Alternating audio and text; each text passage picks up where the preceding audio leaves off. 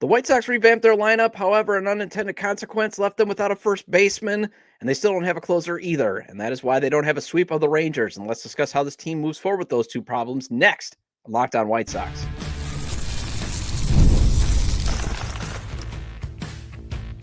You are Locked On White Sox, your daily Chicago White Sox podcast. Part of the Locked On Podcast Network, your team every day. Hello, I'm your host, Todd Welter, a lifelong Sox fan. I write for SouthsideShowdown.com, part of the Fansided Network, and also have covered Major League Baseball for outlets such as the Associated Press. And thanks for making Locked On White Sox your first listen every day, part of the Locked On Podcast Network, your team every day. Make sure to hit the like button on today's episode. Subscribe to the YouTube channel at Locked On White Sox if you've not done so already, and also follow or subscribe to the show wherever you get your podcasts.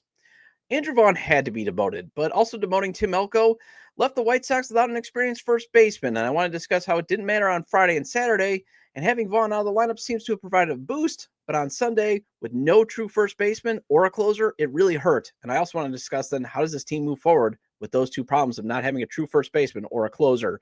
Then I want to discuss, when can you officially declare the White Sox officially fun bad?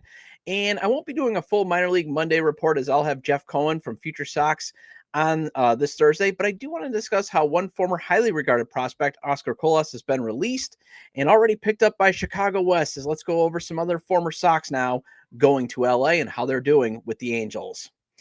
All right, so I had a feeling the White Sox would send Tim Elko back down to Charlotte once, Mike Tauchman and Andrew Benintendi were ready to return from the 10-day IL. Did not see the White Sox also demoting Andrew Vaughn.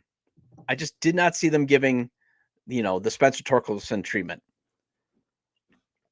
I mean, clearly the team that they were playing this weekend, the Texas Rangers, gave them a roadmap for how do you deal with a struggling first baseman. Simple. You demote him.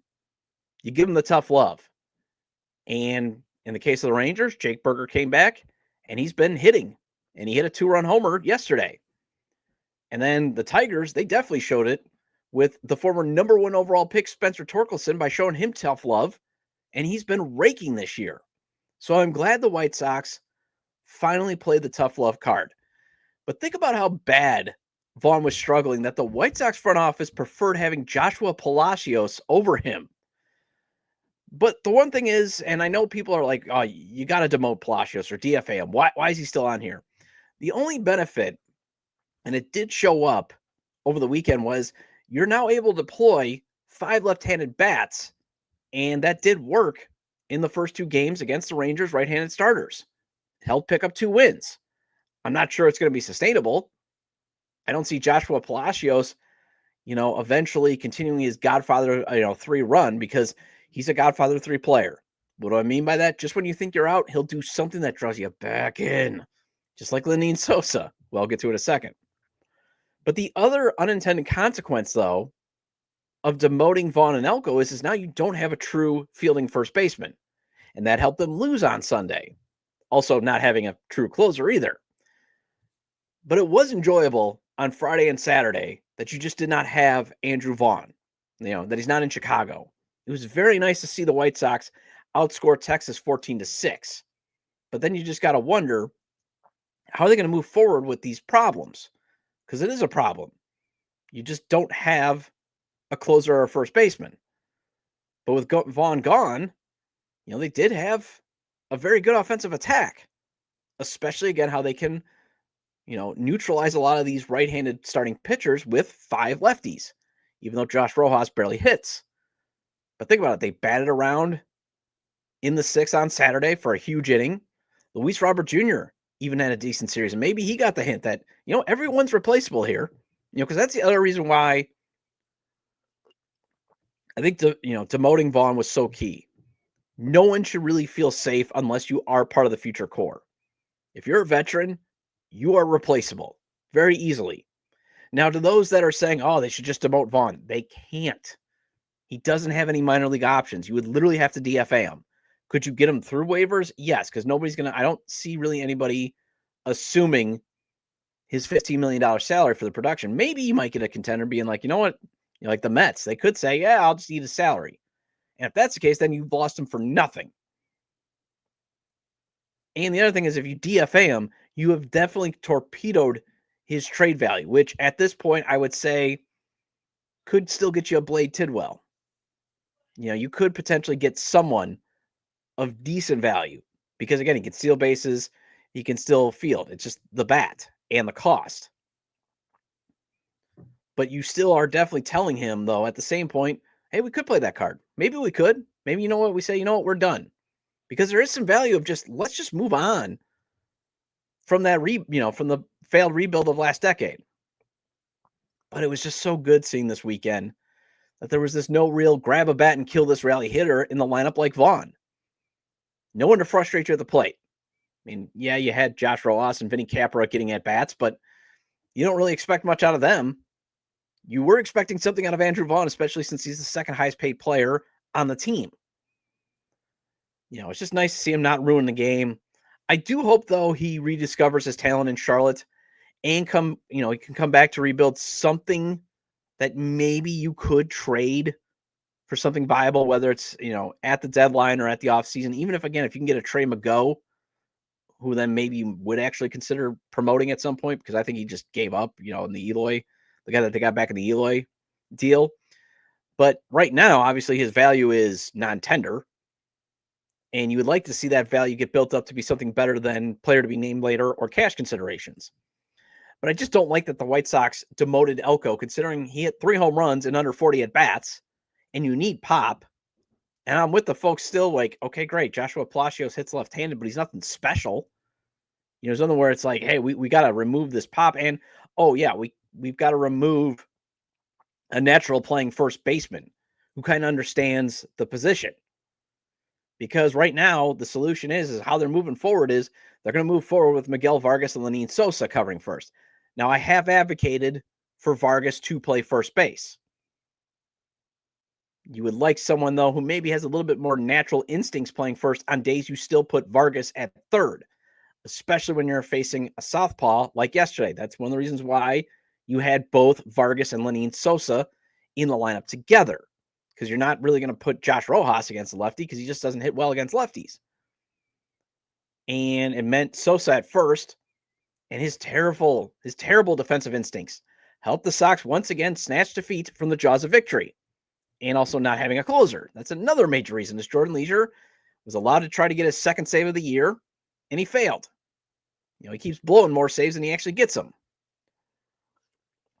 But he did fail in part because of some bad defense. Partially, Miguel Vargas could not properly transfer a ground ball out of his glove to his hand to throw a runner out at home, because Leisure did come up with a ground ball to possibly get, it was a contact play. 3-2, the Sox were still up 3-2. It was the tying run that scores. If Vargas is able to cleanly transfer, he could probably get the runner out at home. But he at least did have enough time to get the runner out at first when he threw over to Sosa. But Lenin was not even close to having his foot on the bag. He was a good 2-3 feet away from the bag because he was, he's caught watching the paint dry, I guess, on the old picket fence. Hoosiers reference there. And why it matters is Leisure, eventually, gives up a go-ahead 2 RBI double to the next hitter. And the Sox go from being down 3-2 to down 5-3. Go up from 3-2 down 5-3, But if there's only one runner on, because Sosa would have had enough instincts to be in position to have his foot on first in case Vargas comes to throw to him, then the Sox are only down a run, and they tie the game in the bottom frame instead of coming up a run short in their rally. But once again, another frustrating defeat. And if you think about it, if the White Sox clean up these defensive gaffes and have a reliable bullpen, you could be talking about a 6-game win streak. They could have swept Seattle. They could have swept Texas. And that's where how do they move forward? I think we're just going to have to accept that this is what they're going to do at first base until Andrew Vaughn shows that he's ready to come back. And again, even then, Andrew Vaughn's not the best defensive first baseman. At least he has enough sense, though, to not be caught that far away from first base. But I want Vargas to play a lot of first base, since he at least has shown that he's got better instincts. But you're going to have to live with, Sosa making these gaffes. But I would like to see them take some maybe more drastic shakeup to the bullpen by bringing up Peyton Paulette and Grant Taylor and Addison Coffey. Let's see what these guys are doing. If you're moving Grant Taylor to the bullpen and in a role, and he's already thrown 100 miles per hour, why are you wasting those bullets at Double-A? And Peyton Paulette, he's definitely done a really good job at Double-A. Saw him, I think it was Saturday night. Easy inning. He's throwing gas out there. So I would like to see them maybe start to figure out, okay, let's do some different high leverage arms. I'm not saying send Jordan Leisure down, but he's at the point where I'm not sure he's going to be your high leverage guy. And he's losing to me, the clock's got to start ticking on that. But seeing Edgar Carroll bounce back with a multi-hit game and Chase Mydroth with a hit streak makes many think the White Sox have reached fun bad status. But I'll discuss after the break why I still think it's premature, and it does mean I have to do something I was hoping to avoid, and I was hoping to not compare this team to the 2024 group, but I'm going to have to, and that's after the break on Locked On White Sox.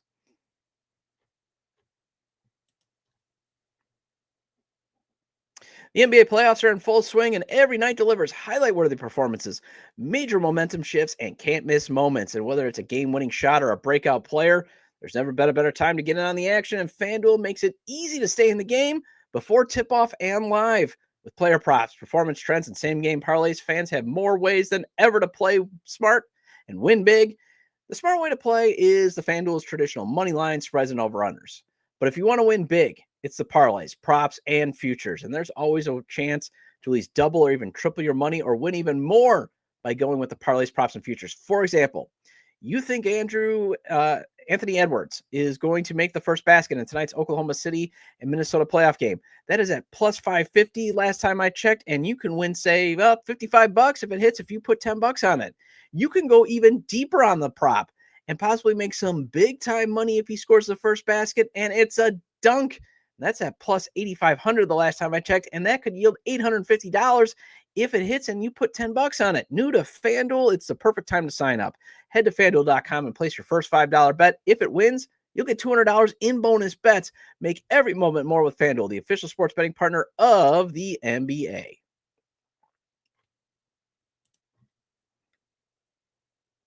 Welcome back to Locked On White Sox. I'm your host, Todd Welter. Again, make sure to hit the like button on today's episode and subscribe to the YouTube channel at Locked On White Sox if you've not done so already.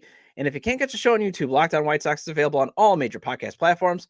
So make sure to follow or subscribe on places such as Apple or Spotify. Either way, get your 30-minute fix of Chicago White Sox baseball venting with me. All right, so I was hoping to stop comparing this year's team to the 2024 group.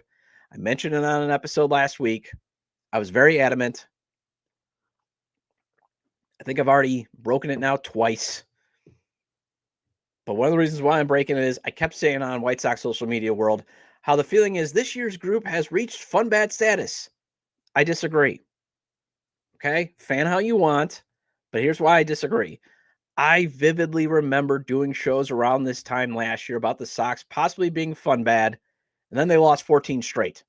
And then they won just 7 games between July and August, which included an AL record-tying losing streak. So maybe it's more semantics of why I disagree, as I would label this team right now hopeful bad. Because you still got a lot of bad. And I talked about in the first segment. But you do have hope for better days that everydayers keep hearing me preach. And I'm going to preach it. Despite the reviews that say I'm so negative, I do have hope for the future. I'm cautiously optimistic. And that's because I lived through, a rebuild that failed miserably. A rebuild that yielded just 2 playoff wins, 1 division title, and then decayed into one of the worst seasons you'll ever experience, if not the worst season, at least in the modern era. But you do have some hope right now. You got Chase Mydroth on a 12-game hit streak. His average is over 300, along with an OPS over the respectable 750 mark. I was thinking about that. Could he ever get his OPS over 750? Because a lot of his OPS is going to be made up by his on-base percentage. But he's not exactly this huge slugging guy. So that's why, if he wants to be a special player, he probably does have to hit 300 to complement what he's doing on base percentage. But he does have his slugging also in the neighborhood where you can get to that 750 solid OPS mark. And he's also proof of why you pick guys like him or Madrigal in the 4th round, not in the 1st round, because he is basically what you envisioned when the team drafted Nick Madrigal. A guy that doesn't strike out a lot, a guy that can get on base, whether it's via hit or taking a walk. But those are the guys you pick in the 4th round because they're high floor, low ceiling guys. High floor in that they should be able to get to the big leagues, should be able to produce. But low floor of they're probably going to produce nothing more than a 750 OPS at their best. And if they're not hitting over 300, then there's not much that can make them special. They're just a guy. But what could make Chase Mydroth a 2, and not that low ceiling and that, maybe you're looking at a 2F4 guy, which you need. You need those guys. The White Sox need more higher value F4 players, even if it's a bunch, they need more 1.5 F4 guys too, and 2 F4 guys, just as much as they need the 4 to 6 F4 players. They need those wins above replacement guys. They do. But you take those guys like, Chase Mydroth, like what Boston took him in the 4th round.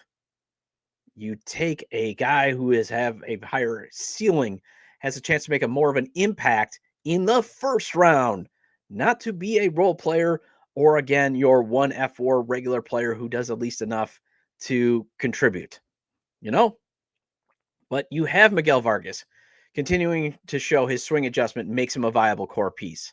And if Colson Montgomery can continue to hit well at AAA and bring that to the majors, suddenly you have 3 pieces of your future infield put together. And if you put Vargas at 1st and Montgomery at 3rd, then you can run with Sosa at 2nd as at least your bridge until someone better can take over, whether it's Jacob Gonzalez or a shortstop you draft this year to move Mydroth over to 2nd, or even, again, Sam Matanacci or Jarrell Perez or William Bergola emerging as an option at 2nd or short.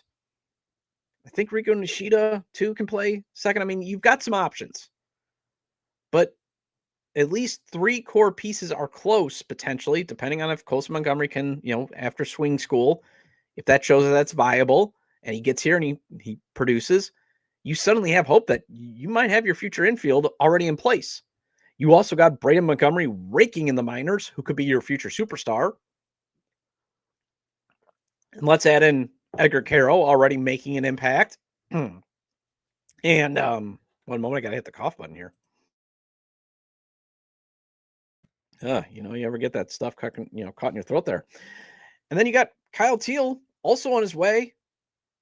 Won another International Player of the Week award, and you're wondering why is he still down at AAA? Why have you not called him up by now?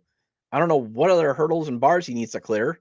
And it's also organizational negligence if you are keeping him at Charlotte and not having him and even entertaining him playing in the outfield, which GM Chris Getz said they're not entertaining. They're just going to play him at catcher and sometimes at DH. Organizational negligence. They said if, maybe, Getz said if the time comes and they do need to move him and try him in the outfield, they'll do it when that time comes, which is code for we're going to try that in the majors. Great. We saw that not work out very well with Gavin Sheets and Andrew Vaughn.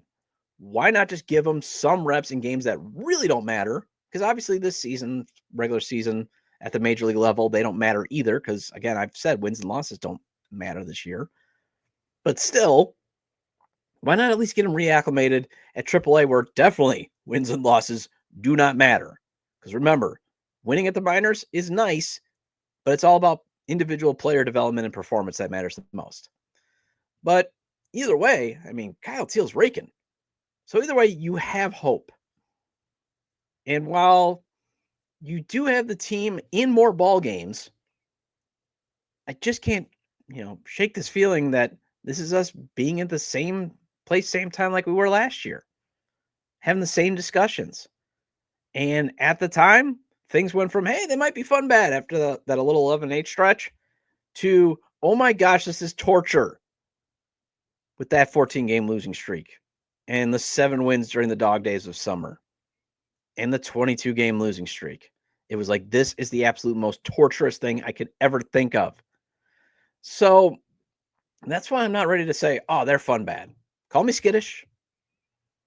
My benchmark, I would say, before I can say, hey, this team is fun bad. And remember, even though my meatball passionate fandom takes over when the White Sox are winning, you still want this team to be bad this year to get the best possible odds of winning the MLB draft lottery, or at least getting the best possible odds to make sure you are in the top 5 to have a shot at, they're saying about 5 potential stud impact, franchise altering, taking you to World Series type talent players in the 2016 draft or 2026 draft. So you still want to be in that. So you still want to be fun bad.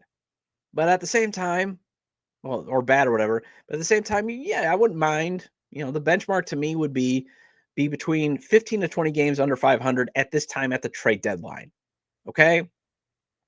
Be in a position to maybe get past the 40 win mark by August 2nd. It's possible.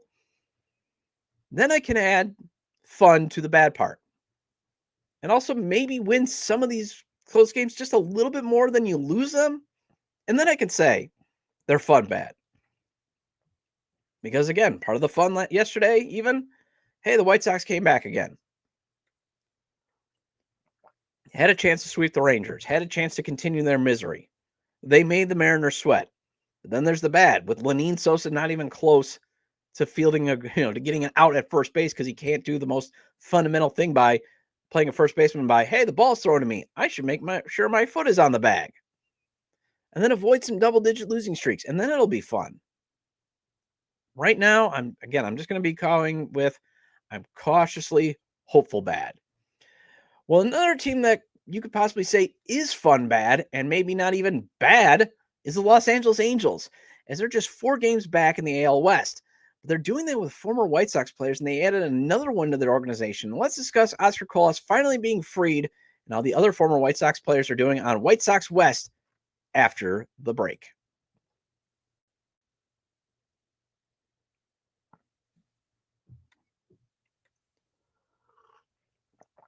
Welcome back to Locked On White Sox. I'm your host, Todd Welter. Again, shout out to all the everydayers. I appreciate your loyalty. Please hit the like button on today's episode and recommend to your fellow Sox fans or baseball fans, friends, to subscribe to the YouTube channel at Locked On White Sox, or wherever they get their podcasts, as the show is available on all major podcast platforms. Hope you had a good weekend, and hoping that you're having a good Memorial Day. My weekend was, pretty eventful. My daughter had a little ballet recital on Saturday, so I went to that. She danced wonderfully. Took her then to a little lunch. And then yesterday I actually did drive down to Johnsburg, Illinois, went to see my folks. So it's kind of neat to be back in the motherland there. And so hopefully, and then I think today I'm going to do a little grilling. So hope that you guys have have had a great weekend, have had a great Memorial Day weekend. And thank you for all those that have served and those that paid the ultimate sacrifice. Well, one other unintended consequence of Andrew Vaughn's much-deserved demotion is Oscar Colas, well, he got finally squeezed out of the organization. And then rather demote him again to Double-A, the team has finally freed him. Run free, Oscar. Thrive elsewhere. They finally freed the man. They finally let him go. And I've always been, I was always a fan of Oscar Colas. I became a fan of him, and I'm sorry I didn't vote last season, but I really respected him when they obviously Pedro Gaffol buried him in the doghouse. And even organizationally, they said, hey, look, you got to get better at getting on base and driving the ball. And he did basically everything they asked of him, and they still didn't trust him. And, every day, as you probably heard me in past episodes last year, and you probably heard me in the offseason, finally then just say, just free the man. Let him go. What are you keeping him around for? And honestly, I don't know why they kept him around, because it was clear they never intended to use him again at the big league level. I mean, they sent him all the way down to Double-A at one point to just cover the outfield because they needed a body. And I want to be like, you could have found that anywhere. Why are you wasting your time on this guy? Let him go. But now he gets his chance to see if he can fulfill that immense promise that made him one of the highest signing bonus international free agents in franchise history. And I think I just said why they probably kept him was, I'm sure Jerry was like, well, we still paid $2.8 million or 2.7 to bring in the Cuban Ohtani. We got to try. I'm sure Get's like, okay, yeah, we'll try. Fine. But he's going to go to White Sox West, as that's what I'm dubbing the Angels, because they picked him up. Although he did get sent to the Double-A affiliate. But everydayers hopefully can remember back to when I did a show in the offseason of how, I did go over how it would be interesting to see how the White Sox and Angels bounce back from historically awful seasons. Obviously, the White Sox season was historically awful for Major League Baseball. For the Angels, I believe it was historically awful is because it was one of their worst seasons in franchise history. And I kind of just wanted, I was interested to see how both teams would, how they would at least bounce back, at least this season, in terms of would they get more wins based on the different paths that they took. Because for the White Sox, it was an offseason of finding bargain bin to scrap heap level free agents on 1-year deals with the hope of flipping those guys at the deadline for players, for more prospects. And the hope was while they're there, they help you win a few games. For the Angels, it was spending a bit more in free agency. And it somehow included adding 2 former Sox core pieces. And so far, Advantage Angels is they're just 2 games under 500, while the White Sox are just 2 games better than they were in 2024. Okay, I need to get a swear jar type of thing. Like I got to get a 2024 jar and put some money into it every time I invoke 2024 from here on out. I got to stop. Again, like I said, I got to stick to my promise that I wasn't going to mention last season that much anymore.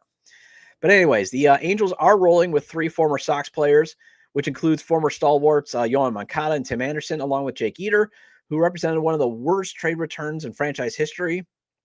And yeah, you had to see Jake Berger finally return to Reed Field and absolutely mash a home run yesterday. And I was like, man, it'd still be great to see him hit home runs in a White Sox uniform. But, Eder was the return in that deal, and he only pitched 1 game, for the White Sox ever, got DFA'd, and then got traded for cash considerations to the White Sox. He had some success in a small bullpen role, 0.92 whip in 4 outings, but he did get sent back to AAA, although he was just recalled. Moncada, no surprise, spent some time on the injured list with a thumb sprain as he missed most of April. He is back now, and he has an 8.63 OPS during May. Tim Anderson, though, he's playing a utility role, and it just doesn't look like he's ever going to reclaim that superstar career. He's hitting 205 overall with a 499 OPS and 83 at-bats. He's just a shell of himself. I don't know if Jose Ramirez knocked the good out of him or if these injuries really sapped his legs, but he just does not look like that guy that, we all hoped would have been the face of the game. I mean, he was looking like he was going to be the next big thing in baseball too. He's just barely hanging on to a big league career. Well, hopefully Oscar Colas, maybe he can get his big league career back with the Angels. And that wraps up this edition of Locked On White Sox. Thank you for making Locked On White Sox your first listen today. For your second listen, check out the all-new Locked On MLB Game Night. Every game, every night, all season long. Get local analysis on a national scale. Find MLB Game Night on Locked On MLB on YouTube or wherever you listen to your podcast. And I'll be back tomorrow with a discussion on how it would be great to have an owner like Steve Cohen and a front office head like David Stern as the Sox take on the Mets this week. Feel free to leave comments about today's discussion regarding the Sox revamping their lineup, leading to 2 wins, but not having a true first baseman or closer, costing them a series sweep. And how are they going to move forward then with these 2 problems? When can you consider the White Sox to be fun bad? And the Angels being the White Sox West. And you can leave them at the episode page on YouTube, X, formerly Twitter, at Todd J. Dub or at Locked On Sox, or you can email me at lockedonwhitesox@gmail.com. And again, if you guys want to talk baseball, I would love to be your electronic baseball pen pal. Let's just not have these stupid little gripes, but I will try to write back. Ask anybody that has ever emailed me. I do write back. Also, if you have show questions, topics, ideas, again, feel free to email me at lockedonwhitesox@gmail.com. Have a great day. Have a great Memorial Day, and I'll see you tomorrow.